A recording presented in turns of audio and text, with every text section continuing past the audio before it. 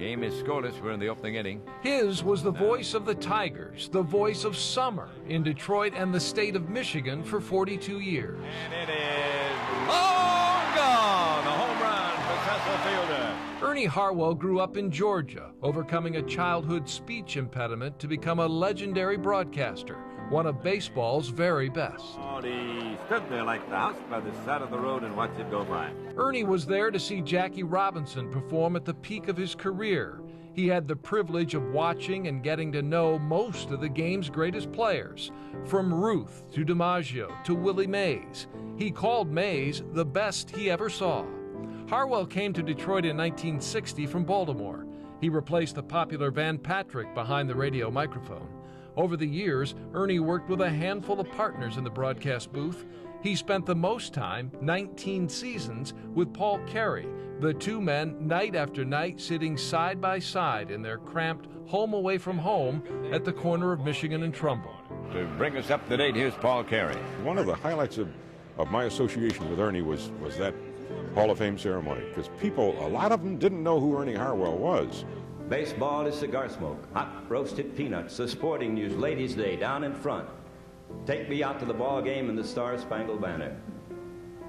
And baseball is a tongue-tied kid from Georgia growing up to be an announcer and praising the Lord for showing him the way to Cooperstown. This is a game for America.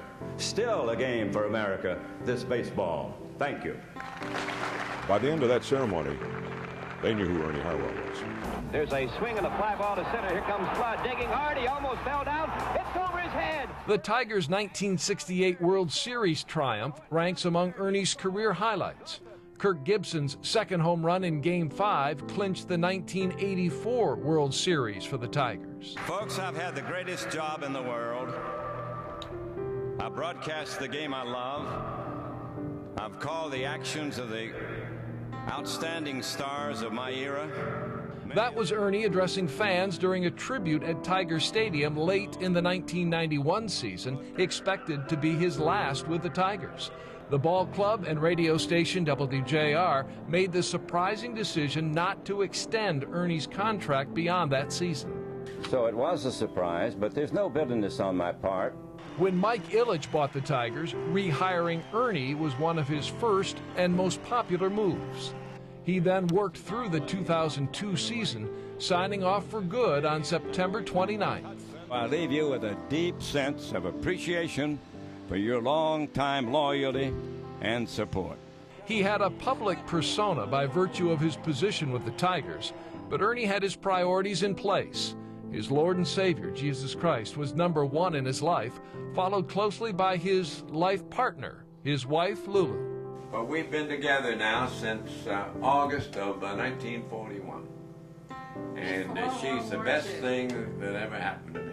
Ernie lived out his final years at Fox Run, and he was as popular as you would expect with the residents of the retirement center and visitors. Good to see you. Thank you, ma'am. Ernie was friends to so many and friendly to all, and that's one of the reasons he was such a beloved figure here. On January 25th, 2008, Ernie turned 90, and he didn't take his milestone birthday too seriously. Well, we're going to have a big party. We're going to have champagne, dancing girls, big orchestra. No, we're going to have, the kids are going to come over and bring pizza and cake and ice cream. It was his love of people and baseball that brought him back to Comerica Park on a Wednesday night in the middle of September. He wanted to visit his friends in the media. Just great to be with you, and I'm happy to say hello. I don't feel too good. I'm a little shaky.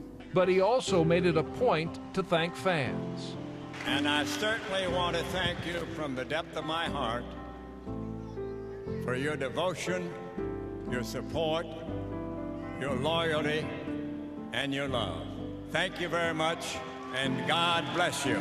Al Kaline was a young star player for the Tigers when Ernie Harwell first arrived in Detroit back in 1960. They later worked together, becoming close friends over the years. You don't run into very many perfect people in your lifetime, but I think there may be one. Ernie Harwell is as close as you can possibly get.